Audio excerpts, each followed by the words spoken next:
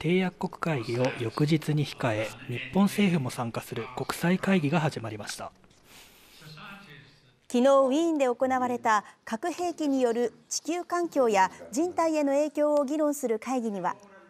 各国の代表団や広島市の松井市長らが出席しました。戦力を確保しなきゃいけないとかっていうことを言ってる方々に向けてそうではなくて、本当の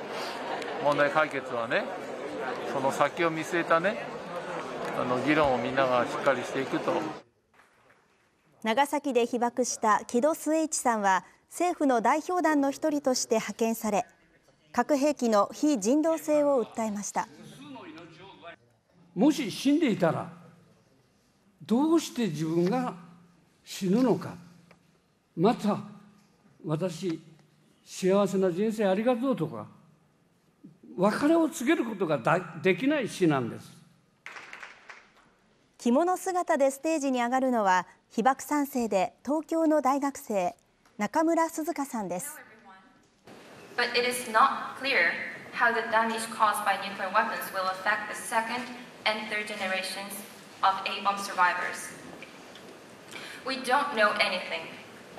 I'm afraid because I don't know anything. 被爆国日本が核兵器禁止条約に参加しない現状を訴えると、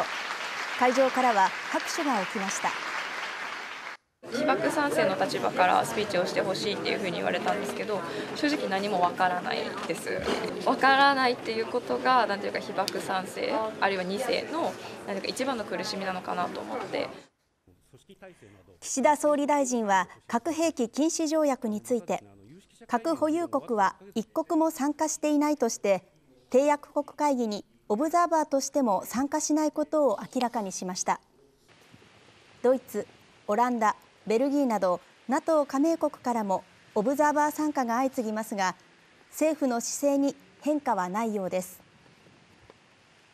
核兵器は一カ国も参加しない、核兵器を参加するその NPT 運用検討会議の方で、意義ある成果を目指すと。その NPT 再検討会議に岸田総理が日本の総理大臣として初めて出席することが今日明らかになりました。唯一の戦争被爆国である日本、核廃絶への決意が問われています。